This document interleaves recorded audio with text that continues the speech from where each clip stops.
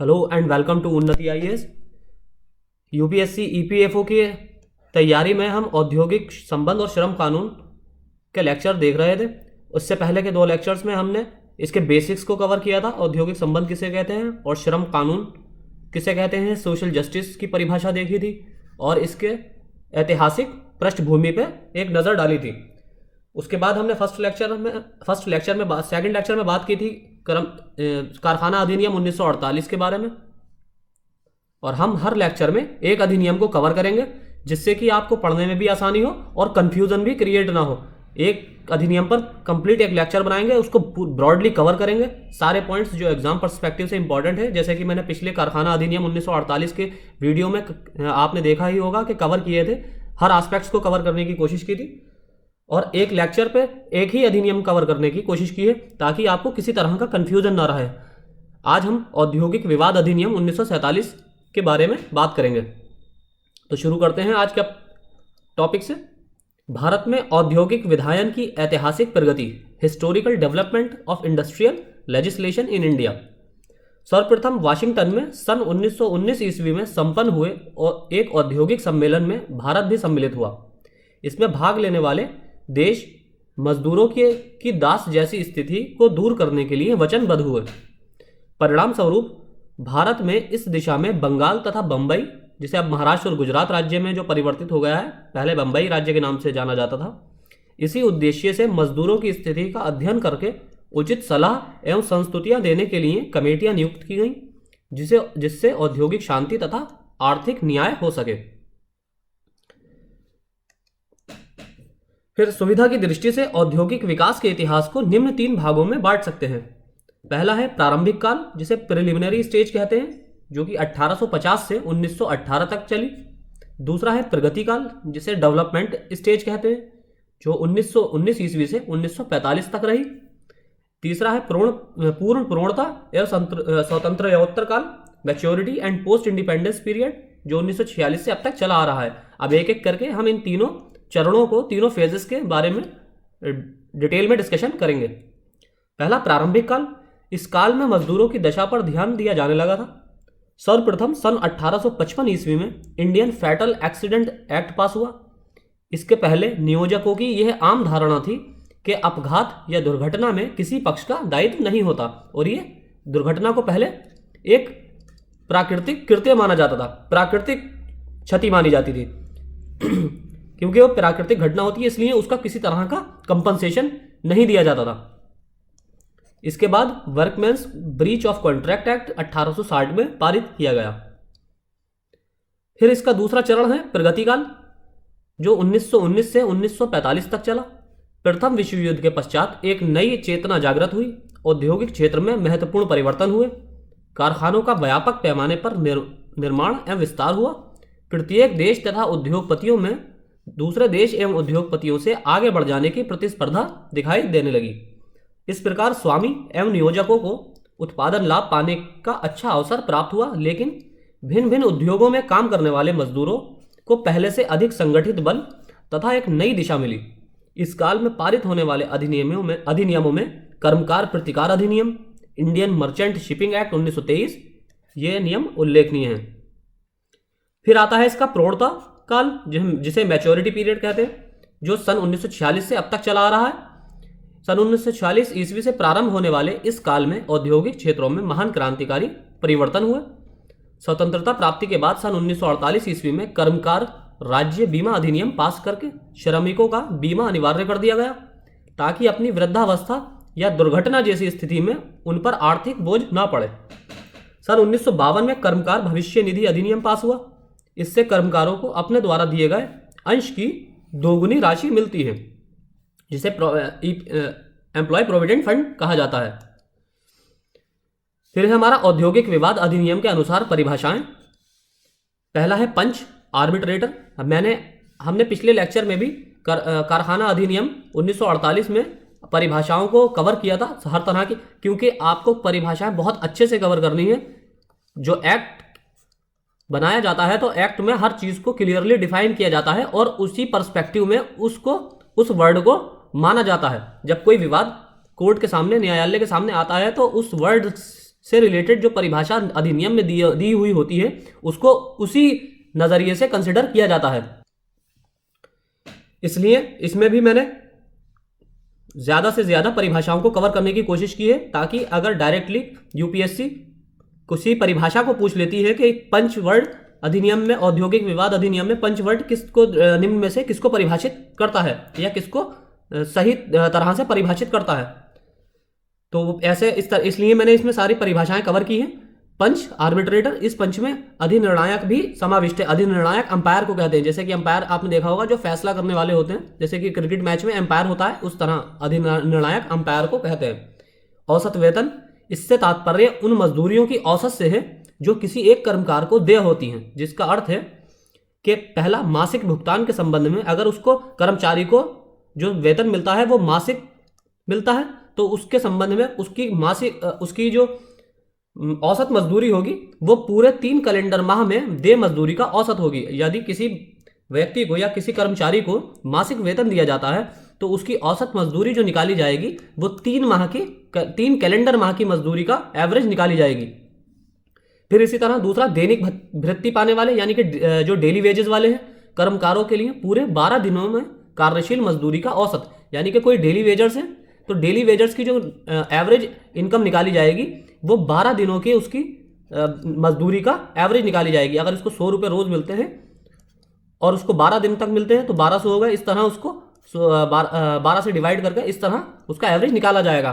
फिर साप्ताहिक भुगतान के संबंध में पूरे 4 सप्ताह में देय मजदूरी का औसत, अगर किसी को वीकली सैलरी मिलती है तो उसकी जो एवरेज इनकम निकाली जाएगी वो 4 सप्ताह के बेसिस पर निकाली जाएगी, यानी कि 4 वीक्स का उसका मजदूरी ली जाएगी और उसको डिवाइड किया जाएगा 4 से, फिर उसका एवरेज इनकम निकाली जाएगी, एवरेज मजदूरी। तो ये परिभाषाएं भी इस तरह से पूछी जा सकती हैं। फिर है हमारा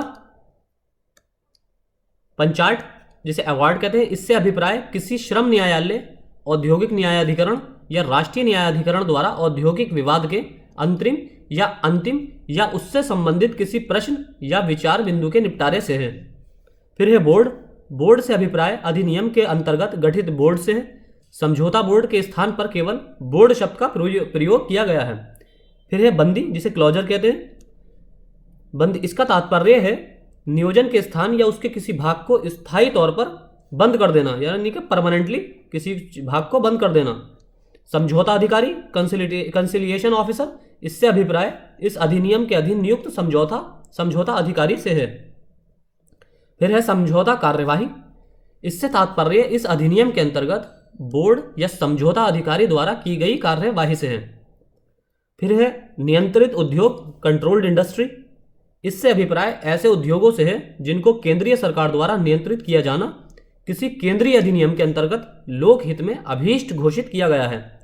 नियंत्रित उद्योग की घोषणा में निम्न तत्व होने चाहिए। पहला, ऐसा उद्योग तथ्यतः केंद्रीय सरकार के नियंत्रण में हो। दूसरा, केंद्रीय अधिनियम में यह स्पष्ट रूप से प्रावधानित किया जाना चाहिए कि ऐसे उद्योग को केंद्रीय नियंत्रण में रखना लोकहित में आवश्यक है। फिर है न्यायालय, इससे अभिप्राय इस अधिनियम के अधीन गठित जांच न्यायालय से है। फिर इंडस्ट्री या उद्योग को प्रथम बार इस अधिनियम में परिभाषित किया गया है। इंपॉर्टेंट फैक्ट है ये। पूर्व के व्यवसाय विवाद अधिनियम 1929 में उद्योग शब्द को परिभाषित नहीं किया गया था। फिर है श्रम न्यायालय, लेबर कोर्ट, इससे अभिप्राय अधिनियम की धारा 7 के अंतर्गत स्थापित श्रम न्यायालय से है।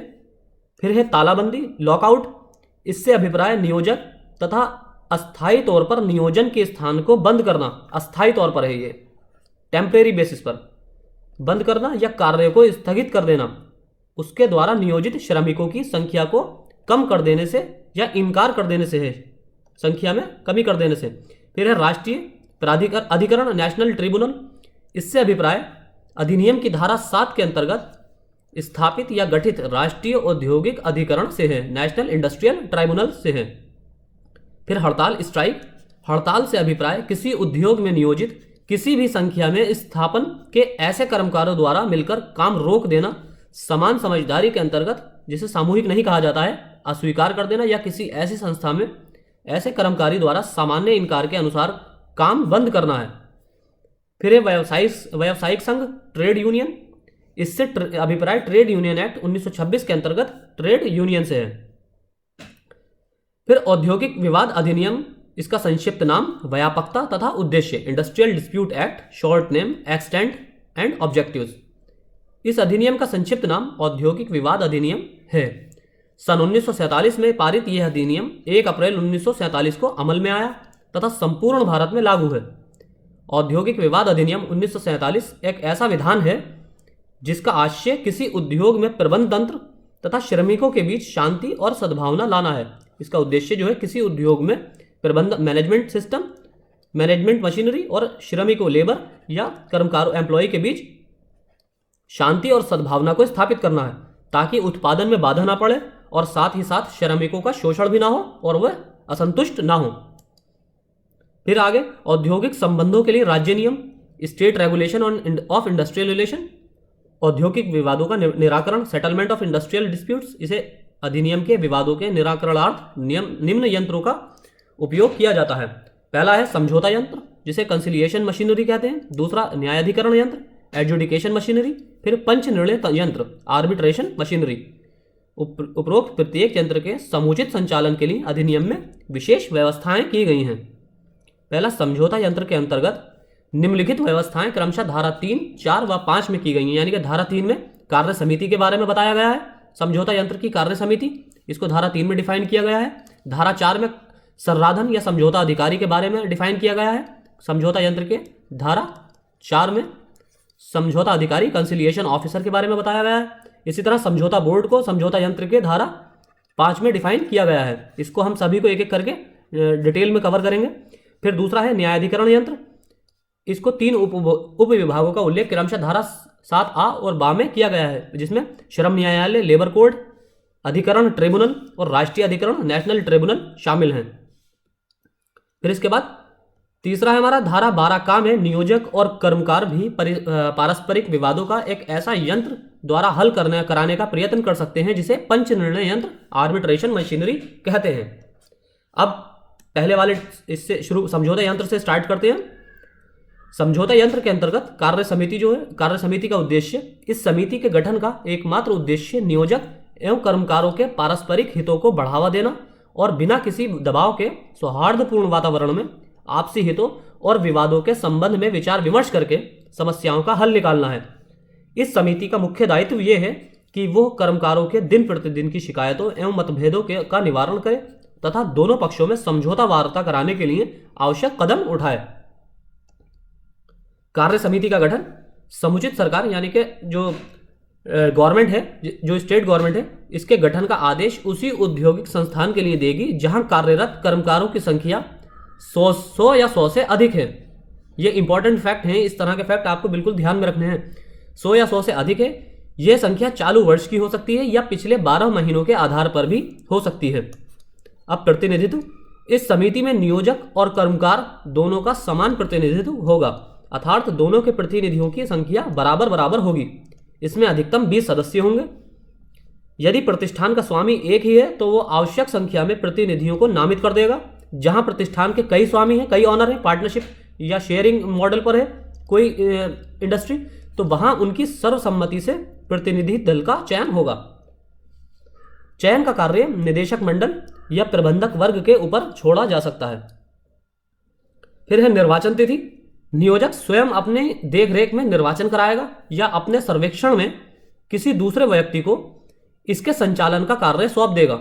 इस निर्वाचन में कोई भी कर्मचारी उम्मीदवार हो सकता है जिसने 19 वर्ष की आयु पूरी कर ली है और संबंधित प्रतिष्ठान में कम से कम 1 वर्ष की सेवा कर चुका है।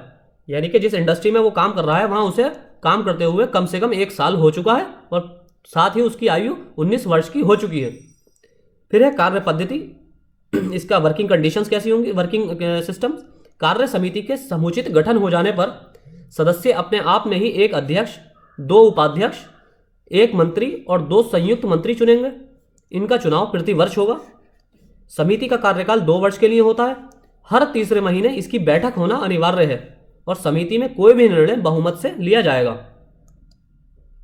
फिर संराधन या समझौता अधिकारी, कंसिलिएशन ऑफिसर, इसकी नियुक्ति समुचित सरकार संराधन अधिकारी की नियुक्ति राजपत्र में विज्ञापन प्रकाशित करके कर सकती है। नियुक्ति स्थायी, अस्थायी या किसी क्षेत्र विशेष या उस क्षेत्र में स्थित किन्हीं उद्योगों या प्रतिष्ठान समुदाय के लिए होती है। यानी कि इनकी नियुक्ति परमानेंट भी हो सकती है या टेम्परेरी बेसिस पे हो सकती है, जैसे कार्यवाहक कहते हैं, कार्यवाहक भी हो सकते हैं। ये किसी क्षेत्र विशेष के लिए हो सकते हैं, किसी एक पर्टिकुलर एरिया के लिए भी नियुक्त किए जा सकते हैं, किसी खास उद्योग के लिए नियुक्त किए जा सकते हैं, जैसे कोई सर्विस बेस्ड इंडस्ट्री है तो उसके लिए स्पेशली नियुक्त किया जा सकता है किसी को। इसी तरह सरकार अपनी मर्जी से जिसे चाहे जैसे चाहे नियुक्ति दे सकती है। समझौता अधिकारी की योग्यता एवं संख्या के बारे में सरकार का विवेक अधिकार ही निर्णायक होता है। यदि एक से अधिक समझौता अधिकारी नियुक्त होते हैं तो उनके क्षेत्र अधिकार को भी स्पष्ट रूप से बता दिया जाता है। फिर आगे हमारे इनके अधिकार और कर्तव्य, संराधन अधिकारी के अधिकार और कर्तव्य। धारा 12 में वर्णित उपबंधों के अनुसार संराधन अधिकारी का काम नियोजक एवं कर्मकार के मतभेदों को दूर करके उनके पारस्परिक संबंधों में सुधार लाना, मध्यस्थता और सामंजस्य स्थापित करना और उनके सामान्य हितों का स्पष्टीकरण करना होता है। कार्यवाही का प्रारंभ और समाप्ति। कार्यवाही का प्रारंभ उसी दिन से होता है जिस दिन से संराधन अधिकारी को हड़ताल या तालाबंदी का नोटिस मिल जाता है। जन उपयोगी सेवाओं से संबंधित किसी विवाद के लिए समझौता अधिकारी को तत्काल संबंधित कार्यवाही करना आवश्यक है। जन उपयोगी यानी कि जो पब्लिक इंटरेस्ट में जो चीजें होती हैं, ऐसे संबंधित उद्योगों में कार्यवाही तत्काल की जाती है, इंस्टेंटली उसे एक्शन लेना जरूरी है। फिर प्रतिवेदन की अवधि। नियमतः समझौता अधिकारी को 14 दिनों के अंदर अपना प्रतिवेदन सरकार के पास प्रेषित करना होगा। यानी कि उसको 14 दिन के अंदर सरकार को अपनी रिपोर्ट सबमिट करनी होगी। लेकिन किन्हीं कारणों से ऐसा करना संभव ना होने का मतलब यह नहीं होगा कि उसकी कार्यवाही स्वतंत्र, शून्य और निष्प्रभावी हो जाएगी। ऐसा नहीं हो सकता कि अगर उसको 14 दिन से अधिक का समय हो जाए तो उसकी कार्यवाही को जीरो मान लिया जाए या इसको कंसिडर किया जाए कि इसने कार्यवाही की ही नहीं है, तो ऐसा नहीं हो सकता। दोनों विवादग्रस्त पक्ष लिखित समझौता करके अवधि को बढ़ाए जाने की सरकार से प्रार्थना कर सकते हैं। अब समझौता बोर्ड का गठन देख लेते हैं कि किस तरह किया जाता है। Board of conciliation. इसके गठन का पूर्ण अधिकार समुचित सरकार को ही प्राप्त है, जो इसकी घोषणा शासकीय राजपत्र में करती है। बोर्ड के सदस्यों की संख्या 3 या 5 हो सकती है, अर्थात सदैव विषम ही होगी। यानी कि ऑड नंबर में ही बोर्ड की संख्या, सदस्यों की संख्या हमेशा ऑड नंबर में होगी, 3, 5, 7 इस तरह। नियोजक तथा कर्मकार अपने प्रतिनिधियों के चयन के लिए पूर्णतः स्वतंत्र होते हैं। दोनों पक्षों के प्रतिनिधियों की संख्या बराबर होगी। फिर बोर्ड का अध्यक्ष किसी भी पक्ष का प्रतिनिधित्व ना करने वाला पूर्ण रूप से स्वतंत्र व्यक्ति होगा। यानी कि बोर्ड का अध्यक्ष किसी बाहरी व्यक्ति को बनाया जाएगा। बोर्ड का अध्यक्ष कोई बाहरी व्यक्ति होगा, ना कि किसी पक्ष का। वहां पर नियोजक और कर्मकारों के पक्ष से ना होकर एक स्वतंत्र व्यक्ति को बोर्ड के अध्यक्ष की नियुक्ति के तौर पर नियुक्त किया जाएगा। उसकी नियुक्ति समुचित सरकार अपने विवेक से करेगी। फिर बैठकें, इनकी मीटिंग्स आवश्यकता अनुसार समय समय पर बोर्ड की बैठकें हुआ करेंगी, लेकिन कोरम का पूरा करना अनिवार्य होगा। यदि बोर्ड में 5 सदस्य हैं तो 3 सदस्यों से कोरम का गठन होगा, और यदि बोर्ड में 3 सदस्य हैं तो कोरम के गठन के लिए 2 सदस्यों की आवश्यकता होगी, या मिनिमम 2 सदस्य होना चाहिए। जहां बोर्ड में 3 सदस्य होंगे वहां कोरम में मिनिमम 2 सदस्य होना ही चाहिए, तभी उसकी बैठकों में निर्णय मान्य होंगे। बोर्ड के कार्य। धारा 13 बोर्ड के कार्यों का उल्लेख करती है। बोर्ड के कार्य की प्रकृति न्यायिक नहीं होती। कोई समुचित सरकार द्वारा किसी विवाद के निर्दिष्ट करने पर ही अपना कार्य आरंभ करेगा। फिर न्यायाधिकरण यंत्र। दूसरा हमारा न्यायाधिकरण यंत्र था। इसमें 3 उपविभागों का उल्लेख क्रमशः धारा 7A और बा में किया गया है। पहला है श्रम न्यायालय, जिसे लेबर कोर्ट कहते हैं। इसमें योग्यता देख लेते हैं। श्रम न्यायालय के लिए योग्यता, कोई भी व्यक्ति श्रम न्यायालय में पीठासीन अधिकारी होने के लिए तभी अहर माना जाएगा जब पहला, उसने भारत में कम से कम 7 वर्ष के लिए कोई न्यायिक पद धारण किया है। दूसरा, वो उच्च न्यायालय का न्यायाधीश रहा हो। तीसरा, वो कम से कम 3 वर्ष तक जिला न्यायाधीश या एडिशनल न्यायाधीश रहा हो। चौथा, वो भारतीय विधिक सेवा के वर्ग 3 का अधिकारी हो तथा उस वर्ग में 3 वर्ष का अनुभव रखता हो। यानी कि उस वर्ग 3 में उसे सर्विस करते हुए मिनिमम 3 साल का एक्सपीरियंस हो गया हो। अधिकरण तथा राष्ट्रीय अधिकरण के लिए योग्यताएं। दोनों ही पदों के लिए कुछ योग्यता निर्धारित है। अधिकरण का अध्यक्ष होने के लिए निम्नलिखित योग्यताएं अपेक्षित हैं। ट्राइब्यूनल का अध्यक्ष होने के लिए वो व्यक्ति उच्च न्यायालय का न्यायाधीश रहा हो, वो व्यक्ति जो कम से कम 3 वर्ष तक जिला न्यायाधीश या अतिरिक्त जिला न्यायाधीश रह चुका हो। वो व्यक्ति जिसे अध्यक्ष के तौर पर चुना जाना है उप मुख्य श्रम आयुक्त, केंद्रीय मुख्य श्रम आयुक्त या राज्य श्रम विभाग में संयुक्त आयुक्त हो या संयुक्त आयुक्त रहा हो, विधि स्नातक की उपाधि रखता हो और श्रम विभाग में कम से कम 7 वर्ष तक कार्य करने का अनुभव रखता हो। फिर वो भारतीय विधिक सेवा वर्ग 3 का अधिकारी हो तथा उस वर्ग में 3 वर्ष का अनुभव रखता हो। इसमें से कोई भी एक कंडीशन फुलफिल होनी चाहिए। फिर है इसका कार्यकाल। सामान्यतः पीठासीन अधिकारियों की नियुक्ति 3 वर्ष के लिए होती है। अधिकतम 65 वर्ष की आयु तक ही कोई उस पद पर आसीन रह सकता है, यानी कि इस पर 65 वर्ष तक की मैक्सिमम आयु तक आसीन रह सकते हैं। राष्ट्रीय अधिकरण के क्षेत्र अधिकार। राष्ट्रीय अधिकरण को उन सभी विवादों के निर्णय करने का क्षेत्र अधिकार है जो राष्ट्रीय महत्व के हों के या ऐसे विवाद हैं जिनका व्यापक प्रभाव अन्य राज्यों में स्थित स्थानों पर भी पड़ सकता है। फिर है श्रम न्यायालय के क्षेत्र अधिकार। यह सामान्यतः द्वितीय अनुसूची तक ही सीमित है।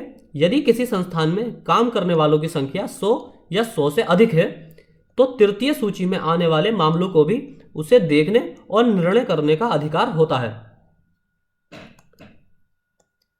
फिर आगे द्वितीय सूची में निम्नलिखित बातें आती हैं, मतलब निम्नलिखित चीजों को द्वितीय सूची के अंतर्गत रखा जा सकता है। पहला, स्थायी आदेशों के अंतर्गत निदेशक द्वारा पारित आदेशों की वैधता एवं औचित्य। दूसरा, स्थायी आदेशों की व्यापकता एवं विश्लेषण। तीसरा है अनुचित ढंग से श्रमिकों का निष्कासन, उनकी सेवा मुक्ति तथा पुनर्नियोजन। फिर है किसी परंपरागत विशेष अधिकार या रियासत का वापस लिया जाना। फिर हड़ताल या तालाबंदी की वैधता या अवैधता। फिर अन्य सभी मामले जो तृतीय सूची में नहीं हैं। अधिकरण के क्षेत्र अधिकार, ट्राइब्यूनल्स के क्षेत्र अधिकार, इसे द्वितीय या तृतीय अनुसूची के सभी मामलों को देखने का अधिकार प्राप्त है। अब तृतीय सूची में निम्नलिखित अधिकार शामिल है। मजदूरी, उसकी देयता, समय तथा ढंग, यानी कि मजदूरी कैसे दी जा रही है, कितनी दी जा रही है, किस समय दी जा रही है और किस तरह दी जा रही है, किस फॉर्म में दी जा रही है, कैश फॉर्म में दी जा रही है या डायरेक्ट बैंक ट्रांसफर है। इस तरह पाली के अनुसार कार्य, शिफ्टिंग का देखना कि शिफ्ट में किस तरह काम कराया जा रहा है। प्रीतिकर विषयक और दूसरे भत्ते यानी कि कंपनसेशन और अलग अलावेंस, ग्रेड का निर्धारण, कार्यालय एवं विश्राम का समय, अनुशासन संबंधी नियमावली, सवेतन छुट्टियां तथा अवकाश, बोनस, भविष्य अंशनिधि तथा ग्रेच्युटी। इस तरह फिर है हमारा शिकायत निवारण तंत्र, ग्रीवेंस रेड्रेसल मशीनरी। औद्योगिक विवाद अधिनियम 2010 के संशोधन द्वारा एक नया अध्याय 2 खा जोड़कर शिकायत निवारण के लिए शिकायत निवारण तंत्र की स्थापना का प्रावधान किया गया है। इसकी क्या कंडीशंस है? पहला, ऐसे प्रत्येक औद्योगिक प्रतिष्ठान जिनमें 20 या 20 से अधिक कर्मकार नियोजित हैं उनकी वैयक्तिक शिकायतों के लिए शिकायत निवारण समिति की स्थापना की जाएगी। दूसरा, इस समिति में नियोजक एवं कर्मकारों की सम संख्या में सदस्य होंगे, यानी कि बराबर संख्या में सदस्य होंगे। तीसरा, इस समिति का अध्यक्ष प्रतिवर्ष नियोजक एवं कर्मकारों द्वारा नियुक्त सदस्यों में से बारी बारी से चुना जाएगा। फिर चौथा, इस समिति में सदस्यों की संख्या 6 से अधिक नहीं होगी, यानी कि शिकायत निवारण तंत्र में सदस्यों की संख्या 6 से ज्यादा नहीं होगी, लेकिन 2 सदस्यों वाली समिति में न्यूनतम 1 महिला सदस्य होगी तथा सदस्यों की संख्या अधिक होने पर महिला सदस्यों की संख्या उसी अनुपात में रहेगी, यानी कि 2 सदस्यों पर यहां बताया जा रहा है कि मिनिमम 1 महिला होगी। इसका मतलब 50-50 का रेशो होगा, यानी कि अब अगर सदस्यों की संख्या अधिक है, यानी कि 6 सदस्यों वाली कोई समिति है तो उसमें 3 महिलाएं कंपलसरी होंगी, यानी क्योंकि यहां पर अनुपात को बनाए रखना है। इसमें दिया हुआ है कि सदस्यों की संख्या, महिला सदस्यों की संख्या उसी अनुपात में रहेगी।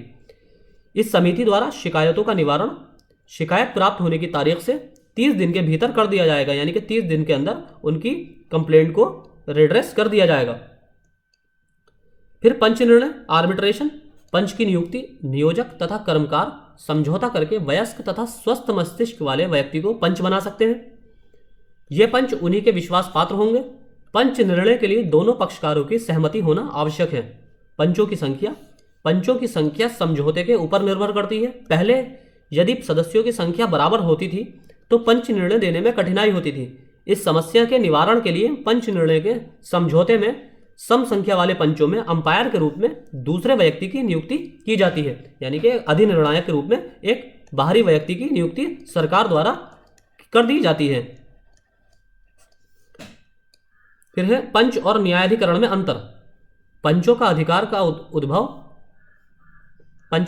का उद्भव पक्षों के समझौतों से होता है, जबकि अधिकरण के अधिकार नियुक्ति जन्य होते हैं। दूसरी बात यह है कि पंच को न्यायिक अधिकार नहीं होते, किंतु अधिकरण की कार्यवाही न्यायिक समझी जाती है और उनके अधिकारियों को दीवानी अदालत में अनेक अधिकार प्राप्त होते हैं, जबकि पंचों को इस तरह के अधिकार प्राप्त नहीं होते हैं, क्योंकि इसकी गवर्नमेंट के द्वारा नियुक्ति की जाती है और पंच जो है कर्मकार और नियोजक अपनी मर्जी से अपने प्रतिनिधियों को चुनते हैं। पंचों की नियुक्ति मुख्यतः पक्षों या उनके प्रतिनिधियों द्वारा की जाती है, जबकि न्यायाधिकरण के अधिकारियों की नियुक्ति सरकार द्वारा की जाती है, जैसा कि मैंने अभी आपको बताया। तीसरा, न्यायाधिकरण सदैव एक सदस्यीय होता है, यानी कि हमेशा एक ही जज होता है, किसी भी केस को सुनने के लिए एक ही जज होता है, जबकि पंच की संख्या एक से अधिक हो सकती है, अनेक हो सकती है। अब यहाँ पर न्यायाधिकरण सदैव एक सदस्यीय होता है, इसका मतलब ये नहीं है कि आप किसी कॉन्स्टिट्यूशनल फैसले को यहाँ पर कंसिडर कर लें कि वहाँ पर 3 जज की बेंच थी या 5 जज की बेंच होती है, तो वो कॉन्स्टिट्यूशनल फैसलों में दिए जाता है, जहाँ पर संवैधानिक फैसला लेना हो, संविधान को डिफाइन करना हो।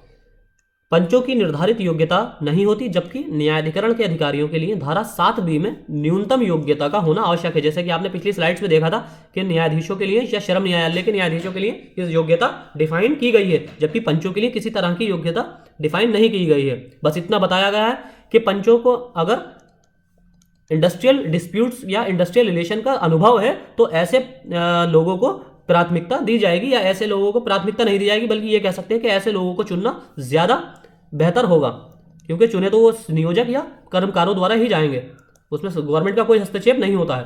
तो आज के लेक्चर में इतना ही। अगले लेक्चर में हम तीसरा एक्ट औद्योगिक नियोजन स्थायी आदेश अधिनियम ये शुरू करेंगे। तो आज के लेक्चर में इतना ही। Thank you.